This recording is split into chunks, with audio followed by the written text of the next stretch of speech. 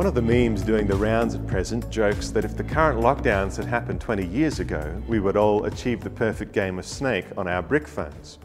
Now, I'm not sure why my phone is featured in those memes, but that's a question for another time. Anyway, all this goes to show that if we thought we were dependent upon our devices before, they've become all the more central for a lot of us in the current isolation.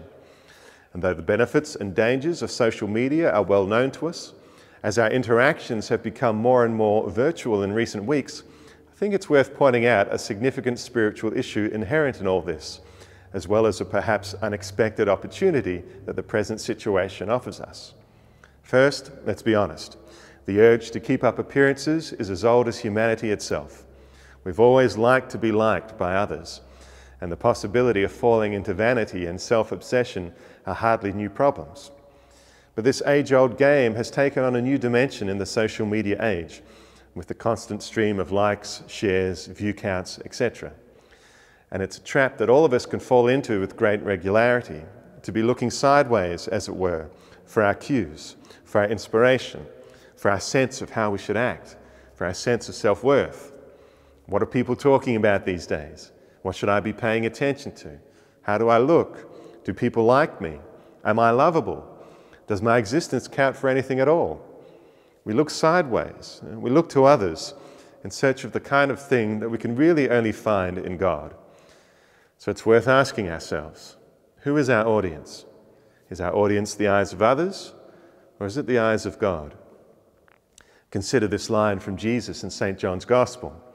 How can you believe, since you look to one another for approval and are not concerned with the approval that comes from the one God?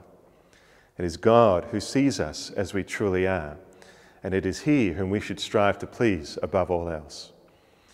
At the end of the day, our big picture task in this life is to grow in love of God and love of our neighbour, and this requires ongoing conversion on our part. We can never claim to have fully sorted this out, and if we get too comfortable or complacent where we are, God will find ways of shaking things up for us so as to encourage us to take the next step with Him.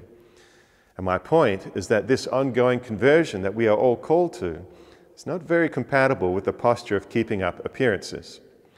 God can't lead us deeper if we're constantly focused on putting out an idealized image of where we currently are.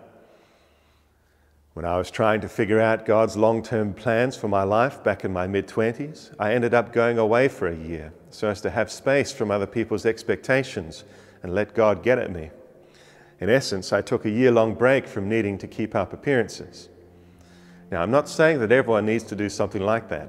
Indeed, at present we can't. But it might just be that in the enforced solitude of the present time, God is offering us all an opportunity for some small equivalent of this.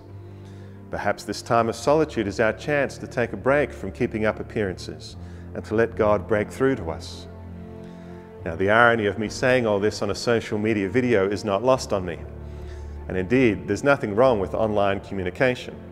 And as social beings, we will always need to be presentable to others in various ways. But don't let yourself get too wrapped up in your online persona. We should first of all look to find our inspiration and value from the one who doesn't go up and down with the tides of fashion or mood, from the God who is our rock, who sees us as we truly are, and who loves us more than we love ourselves. So I'd encourage you to see the increased solitude of the present time as an opportunity to take a break from seeking to impress others, and instead to first of all strive to please God. That instead of looking sideways for our cues and our affirmation, that this is a chance for us to look up. Well, thanks so much for watching, and until next time, be a saint.